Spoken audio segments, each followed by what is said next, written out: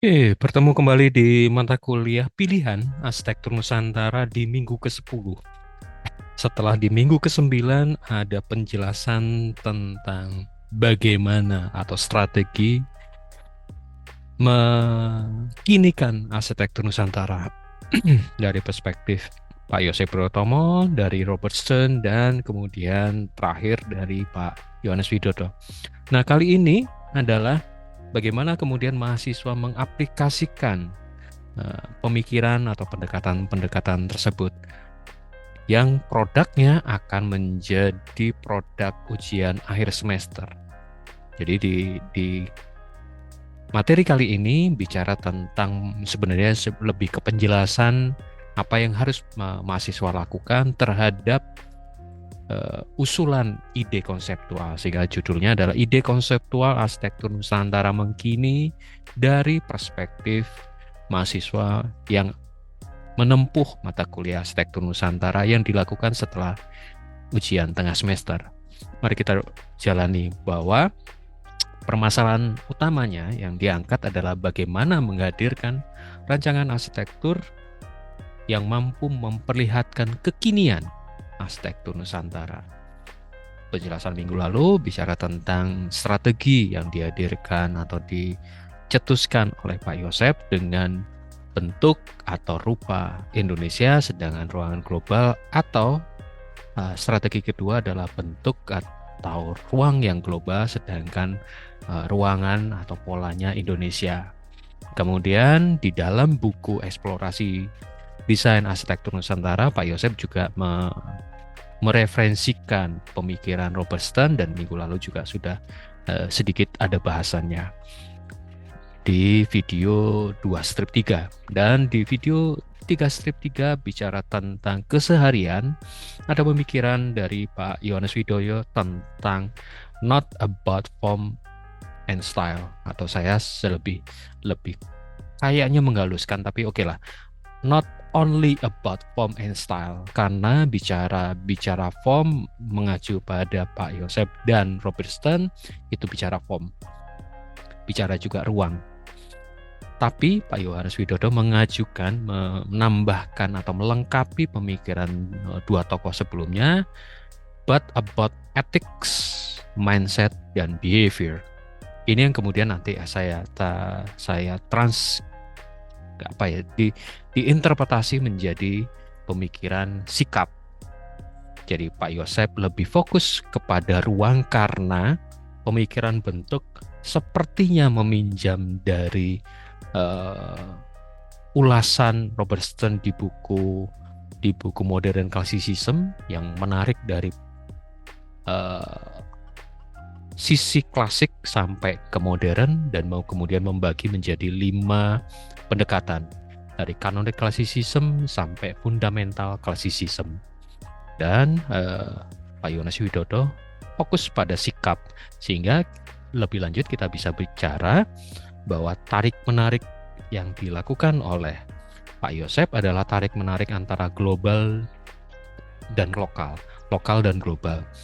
Bagaimana ruang itu suasananya lokal tapi bentuknya global, atau suasananya global tapi bentuknya lokal. Sedangkan lebih ke Robert Stern lebih fokus kepada bentuk, karena bagaimanapun juga arsitektur juga merupakan visual art, applied art, kenikmatan visual yang dihadirkan oleh arsitektur. Sehingga seperti tadi saya sampaikan, saya lebih prefer atau lebih fokus memahami pandangan Pak Yohanes Widodo not only about form and style, yaitu lebih kepada sikap. Sikap apa? Sikap adaptif dan sikap stagnan. Sikap adaptif yang terus-menerus mengikuti perkembangan. Kalau di penjelasan Pak Yohanes Widodo di seminar di Pancabudi, Universitas Pancabudi, itu lebih kepada sikap adaptif terhadap iklim, terhadap kondisi geografis-geologis, terutama kegempaan. Tapi di sini saya lebih menekankan sikap adaptif yang maknanya lebih luas sehingga mampu mengakomodasi kebutuhan. Kenapa perlu arsitektur Nusantara itu tanda kutip dikinikan, adaptif tetap memperhatikan lokusnya, memperhatikan karakter dari tempatnya seperti yang diungkap oleh Noberskus dengan genius loginya, atau stagnan dalam pengertian ya mengkopi mentah-mentah apa yang terjadi di masa lampau tanpa memperhatikan perkembangan kebutuhan atau perkembangan kondisi alam. Alam memang di Indonesia adalah tropis lembab, tapi alam di masa sekarang dan masa 20 tahun yang lalu atau ketika masa bangunan vernakular itu muncul itu jauh berbeda. Oke. Lalu dari ketiga tokoh tersebut saya bikin coret-coretan sebuah sketsa indikator kenusantaraan yang mengkini, indikator arsitektur Nusantara yang mengkini. Nanti akan ada penjelasan khusus terkait dengan indikator ini. Bukan berarti kemudian membuat sebuah judgement, bukan berarti kemudian membuat sebuah alat penghakiman, tapi lebih kepada memahami bahwa sebuah karya itu posisinya di mana terhadap keseluruhan pemikiran dari ketiga tokoh ini. Ini supaya kita lebih fair dalam bersikap. Bukan kemudian menghakimi, oh ini Nusantara, arsitektur Nusantara mengkini ini yang lebih ke global atau yang lebih ke Eropa, Amerika. Sepertinya bukan seperti itu, karena setiap saya percaya bahwa setiap karya itu punya plus minusnya, punya sudut pandangnya. Dengan tiga sumbu ini, saya harap ini perlu diuji coba juga terus-menerus. Saya harap mampu kita memahami kenapa sebuah bangunan melakukan pendekatan katakanlah yang lebih mendorong ke global. Tapi dia sangat adaptif terhadap lingkungannya. Ngambil bentuk yang sangat modern. Tapi perhatian terhadap konteks lingkungan, terhadap iklim mikro dan kegempaan cukup tinggi. Ada pertimbangan-pertimbangan yang perlu juga dipahami dalam sebuah penilaian atau sebuah apresiasi dalam karya arsitektur. Oke, ini akan menjadi bagian tersendiri. Oke. Selanjutnya adalah contoh kasus. Karena bagaimanapun juga untuk mengkinikan arsitektur Nusantara itu perlu ada best practice-nya. Contoh-contoh kasus ini dihadirkan bukan untuk sebagai satu-satunya acuan, tapi sebagai pembuka bahwa pernah ada yang melakukan. Contoh adalah yang pemenang sayembara eksplorasi desain arsitektur Nusantara tahun 2013 yang kemudian diterbitkan di buku tahun 2014 yang merupakan pemenang pertama, yang pemenangnya adalah Reynaldo Theodor yang mengajukan judul Baruga Tambi. Kalau kita lihat image Baruga Tambi yang seperti di kiri itu kemudian ditransform ke dalam bentuk yang sebelah kanan. Coba dikinikan dengan fungsi sebagai rumah budaya. Ada perubahan fungsi. Tapi yang menarik dari karya yang sebelah kanan adalah proporsinya yang diambil itu secara tampilan sangat mendekati. Jadi bentuknya yang diambil, sehingga saya sampaikan adalah proporsi bentuknya sangat lokal. Tapi kemudian aktivitas yang terlihat atau terwujud, termanifestasi dalam denah yang open plan adalah kegiatan-kegiatan yang sifatnya global.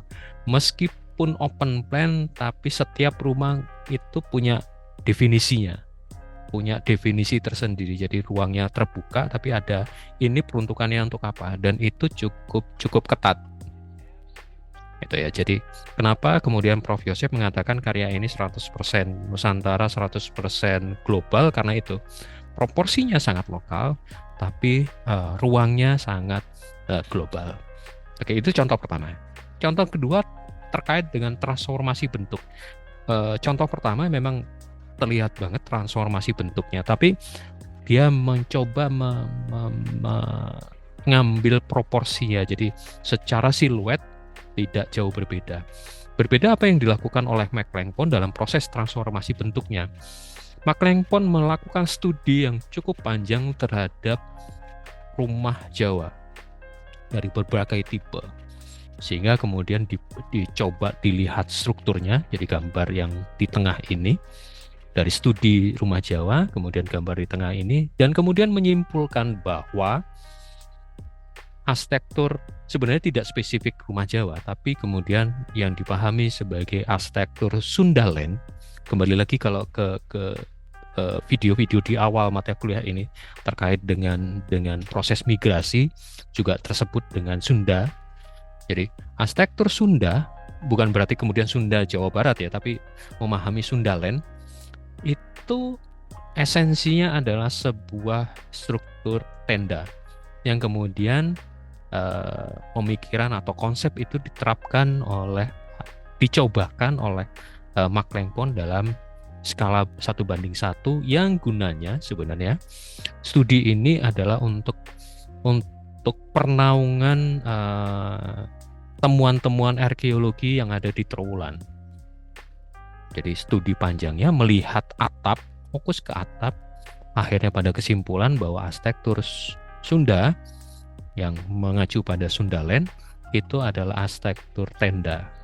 Dan proses ini kemudian diterapkan di beberapa karyanya yang sampai sekarang kita bisa nikmatin adalah Gereja Posarang, walaupun Gereja Posarang mengalami rekonstruksi yang cukup besar di beberapa tahun belakangan ini. Tapi intinya, idenya adalah tetap pada struktur tenda.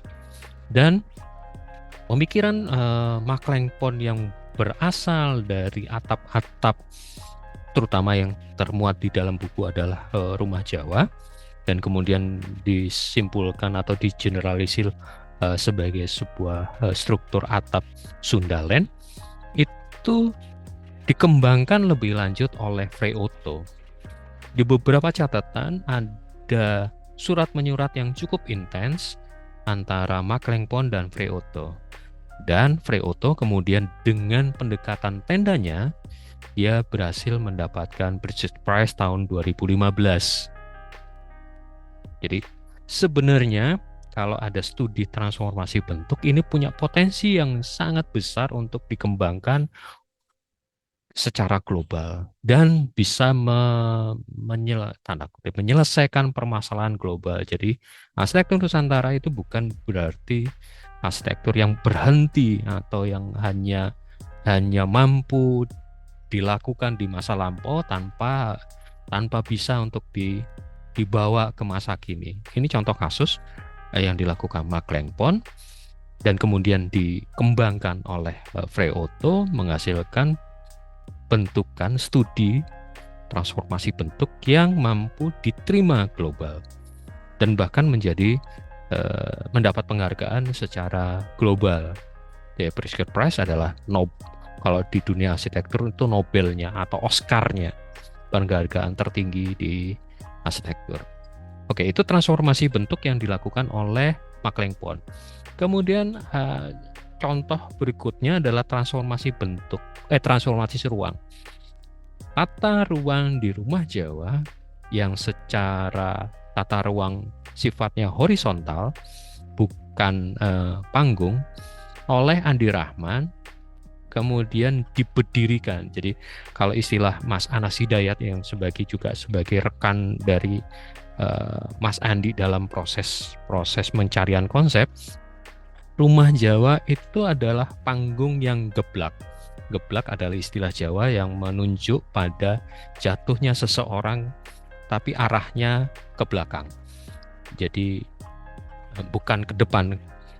Kalau ke depan itu jelungup, kalau ke belakang geblak. Jadi geblaknya rumah panggung. Dan di rumah Boto ini berdirinya rumah Jawa. Setelah dia jatuh ke belakang, geblak tadi, kemudian didirikan. Dan itu terjadi di Omah Boto. Buat saya ini adalah sebuah proses transformasi ruang. Berdasar pada tata ruang rumah Jawa, kemudian ditegakkan. Bisa menyelesaikan permasalahan perumahan yang memang pada masa sekarang permasalahan utamanya adalah efisiensi lahan. Lahannya tidak terlalu luas. Itu yang kemudian perlu ada penyikapan. Tapi bukan berarti kemudian tidak bisa mengambil intisari atau tidak bisa mengambil tata ruang yang terjadi di rumah-rumah masa lampau kita. Contoh kasus di rumah Omah Boto ini. Kasus yang sama dari Andi Rahman juga sebagai kasus transformasi detail arsitektural. Di rumah Boto, Mas Andi Rahman mengeksplor ornamen-ornamen yang ada di kain batik. Kemudian tidak hanya berhenti di kain batik, tapi juga anyaman gedek yang kemudian ditransformasikan ke dalam beberapa detail arsitektural menggunakan batu bata. Bahasan ini ada cukup banyak di internet dan dasarnya adalah buku Omah Boto. Jadi ada proses transformasi detail arsitektural. Detail-detail ornamen-ornamen yang tidak hanya ornamen di bangunan tapi juga ornamen di pakaian. Jadi memandang arsitektur Nusantara sebagai satu kesatuan pemikiran budaya. Kita kemudian bisa mengambil budaya kain tersebut, tekstil tersebut ke dalam karya arsitektur untuk detail arsitektural. Ini contoh kasusnya. Dan kemudian apa yang harus dilakukan mahasiswa terhadap mengkinikan arsitektur Nusantara? Sebenarnya pertanyaan adalah menghadirkan rancangan arsitektur yang mampu memperlihatkan kekinian arsitektur Nusantara. Basis datanya adalah basis data KKL yang dilakukan oleh mahasiswa sesuai dengan angkatannya. Ini angkatan 2002, ini angkatan 2001. Yang kemudian angkatan 2001 ini berdasarkan inventarisnya, berdasarkan pengamatannya, penggambarannya, kemudian muncul buku ini, diterbitkanlah buku ini sebagai sebuah tidak hanya produk yang berhenti pada lemari jurusan, tapi kemudian dipublikasikan. Tapi sekali lagi, ini adalah sumber pengetahuan atau sumber data, basis data. Lalu apa yang harus dilakukan dari basis data ini? Itu yang penting. Basis data atau pengetahuan ini silahkan ditransformasikan seperti yang dilakukan oleh Mark Lempon tadi, seperti yang dilakukan oleh pemenang sayembara tadi, seperti yang dilakukan oleh Andi Rahman. Bisa transformasi bentuk, bisa transformasi ruang, bisa transformasi detail arsitektural. Detail arsitektural juga tidak menutup kemungkinan bahkan detail struktural yang mau dikembangkan.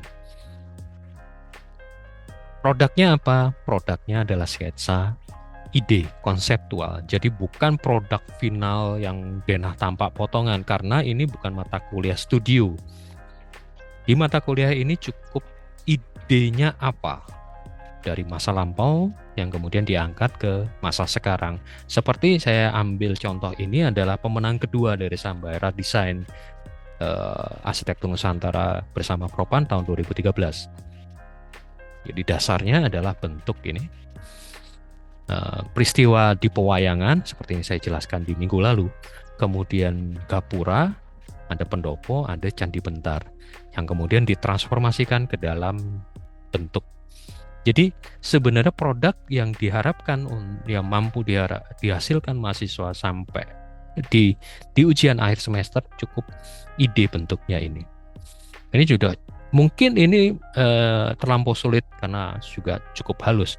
Mungkin idenya bisa seperti ini. Bahkan sketsa ide itu saya terima. Ini karya Akbar Dantar. Mungkin tidak ada kaitannya dengan arsitektur Nusantara, tapi minimal yang ditampilkan sebagai sebuah produk bisa model seperti ini, sketsa-sketsa. Di sini mungkin tidak ada kaitan secara langsung tentang arsitektur Nusantara, tapi kita bisa lihat bagaimana proses adaptif terhadap lingkungan, pemilihan material, seperti itu. Dan kemudian beberapa detail arsitektural yang bisa ditambahkan.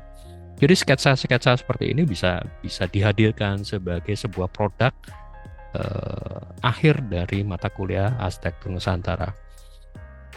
Modelnya bagaimana selanjutnya?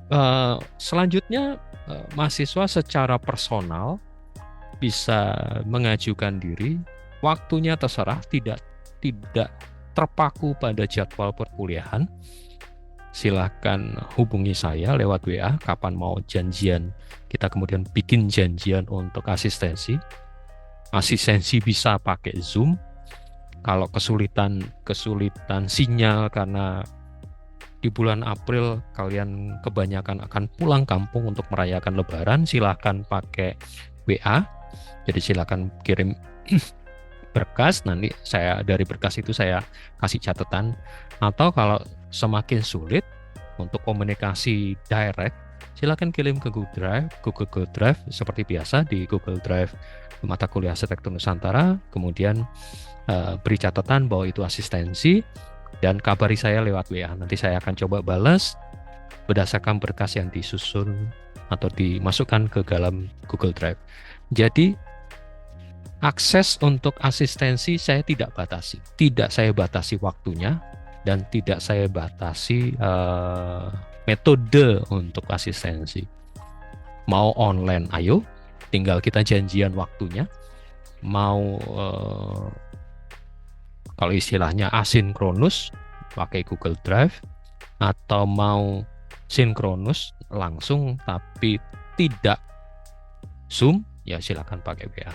Jadi silakan memanfaatkan waktu sampai nanti di akhir April, karena jadwal kita di minggu ke-16 yaitu di akhir April adalah ujian akhir semester. Jadi saran saya, selesaikan berkas-berkas ini sebelum kalian libur Lebaran. Jadi masih ada waktu 2 minggu.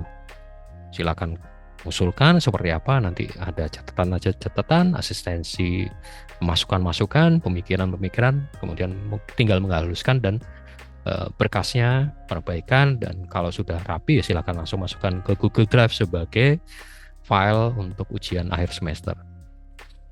Berapa kali asistensi tidak saya batasi, baik minimal maupun maksimal. Yang penting di sini buat saya bukan pada proses administrasinya, tapi bagaimana kalian bisa mengambil manfaat pengamatan kalian di desa ketika KKL, kemudian kalian mencoba mengambil sesuatu hal yang kalian gunakan ke dalam desain. Oh ya, tentang desain, saya juga kemudian melepas kalau di awal atau kalian lihat di RPS, desain itu terkait dengan perancangan. Setelah beberapa kali diskusi dengan beberapa dari kalian, sepertinya tidak melekat dengan tugas studio, karena tugas studio pasti sudah di tahap-tahap produksi penggambaran. Jadi silahkan manfaatkan, apakah mau detail arsitekturalnya atau mau ruangnya, kemudian diinputkan ke dalam studio, atau mau lepas sama sekali dari tugas studio. Jadi skopnya saya lepaskan. Yang menjadi utama adalah kalian belajar apa dari basis data ini, sumber pengetahuan ini, dan kemudian coba ditransformasikan ke dalam kebutuhan, permasalahan atau ide-ide yang mampu menjawab tantangan masa kini. Itu yang terutama. Oke. Kemudian sebagai pertanggungjawaban, saya akan tetap melakukan rekaman video, ada sekitar 4 video. Pertama adalah penjelasan dari skema ini, karena skema ini, sumbu-sumbu ini akan saya gunakan uji cobanya melalui karya-karya yang kalian kumpulkan atau karya-karya mahasiswa kumpulkan. Jadi mahasiswa mengusulkan apa, kemudian akan saya masukkan ke dalam sumbu-sumbu XYZ ini. Dan dari situ kemudian kelihatan kadar, mungkin juga sebagai uji coba keakuratan pengukurannya.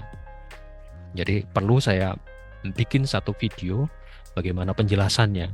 Karena apa yang disebut adaptif, apa yang disebut stagnan, apa yang disebut lokal, apa yang disebut global. Seperti itu. Atau saya lebih mungkin agak lebih panjang di klasik dan modern. Apa yang disebut klasik untuk terminologi Nusantara. Kemudian apa yang disebut modern untuk terminologi Nusantara. Kemudian ada pertanyaan, Pak, arsitektur Nusantara yang disebutkan oleh Pak Yosep atau beberapa tokoh yang lain mengatakan arsitektur Nusantara itu arsitektur yang lian, arsitektur yang berbeda dengan arsitektur yang terjadi di Eropa dan di Amerika. Tapi mengapa menggunakan Robert Stern? Mengapa mengacu pada McLangpon? Buat saya bukan antipatinya, tapi bagaimana tolok ukur Robert Stern mampu diinterpretasi, ditranslasikan ke dalam konteks Nusantara. Buat saya itu yang penting. Dalam konteks kenapa muncul Robert Stern.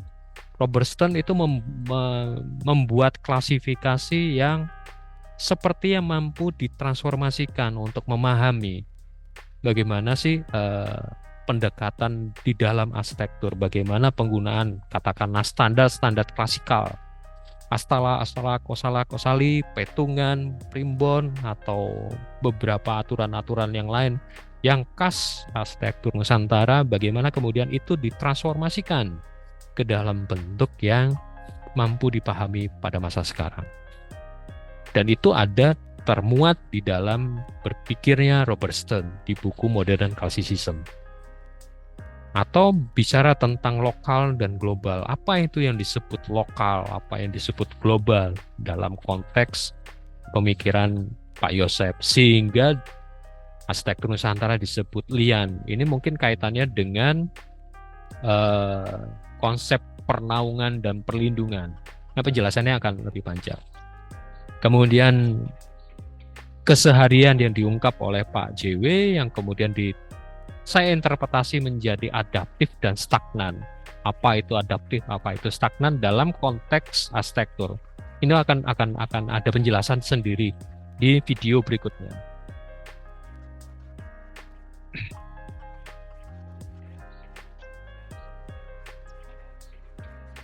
Video yang berikutnya yang akan saya munculkan adalah proses transformasi dari McLangpon. Tadi penjelasan yang singkat, tapi saya sepertinya perlu membuat penjelasan yang cukup panjang lebar tentang proses desain dari McLangpon. Kenapa saya mengacu ke McLangpon, seorang arsitek Belanda? Kan dia pemikirannya pemikiran arsitektur 4 musim. Di sini pentingnya belajar dalam perspektif yang luas. McLangpon datang ke Indonesia itu melakukan pembangunan melakukan rancangan di beberapa bangunan, dan rancangan itu makin hari makin berubah karena dalam diri McLangpon juga terjadi perubahan bersikap atau berarsitektur. Itu yang perlu saya jelaskan.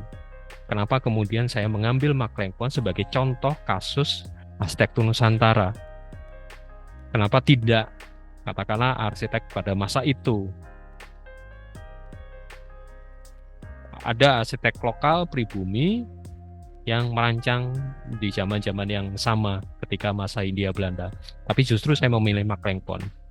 Oke, itu ada penjelasannya. Video berikutnya, video yang ketiga yang akan saya tampilkan adalah proses desain dari Omah Boto, terutama pada transformasi ruang, dan mungkin ada beberapa contoh lainnya. Yang keempat, yang terakhir adalah transformasi di stil arsitektural. Mungkin yang detailnya Andi Rahman akan saya tempelkan di Omah Boto, jadi di video ketiga. Sedangkan video keempat akan fokus ke karya-karya Pak Eko Prawoto dalam konteks detail arsitektural. Mungkin itu yang akan saya janjikan sebagai materi mata kuliah pengkayaan dari mata kuliah Arsitektur Nusantara. Mungkin akan menjadi sumber ide dari mahasiswa atau rekan-rekan yang sedang menyaksikan video ini. Dan sebagai penutup, cultures are made of continuities and change, and the identity of a society can survive through this change. Jadi budaya itu terus berubah, terus berlanjut, dan identitas kalau berdasarkan atau berbasis pada budaya akan juga ikut survive dalam proses perubahan tersebut. Yang jadi permasalahan adalah mengenal identitas. Itu yang menjadi penekanan besar dari Pak Yosef dan teman-teman yang fokus pada arsitektur Nusantara. Identitas arsitektur kita, identitas keberadaan kita, dan itu juga menjadi concern Pak JW dengan kesehariannya survive di masa depan dengan segala macam pergolakannya. Itu kalau kita mengenal jati diri kita, tidak hanya sekedar bentuk seperti yang disampaikan Pak JW, tapi sikap berarsitekturnya gitu. Sikap itu akan muncul, akan timbul kalau pengetahuan kita terhadap arsitektur masa lampau kita, vernakula kita, klasik kita, itu kita juga cukup. Dan beruntung bagi mahasiswa di Universitas Sriwijaya, setiap angkatan pasti ada mata kuliah KKL, kuliah kerja lapangan, yang mengajak mahasiswa untuk menuju ke desa, untuk melihat harta pengetahuan kita, basis data kita, yang kemudian itu yang harus dikembangkan. Nah, mata kuliah Arsitektur Nusantara ini mengajak untuk, oke, kita bisa belajar apa? Kita bisa mengolah apa dari basis-basis data itu. Societies without change are authentic. Ketika society tidak berubah, ya tidak stagnan, ya akhirnya tidak otentik, tidak sesuai dengan zamannya. They are just dead. Selesai. Society itu selesai. Ketika tidak diteruskan dan berhenti di masa lampau saja, ya sudah. Karena tantangannya berubah.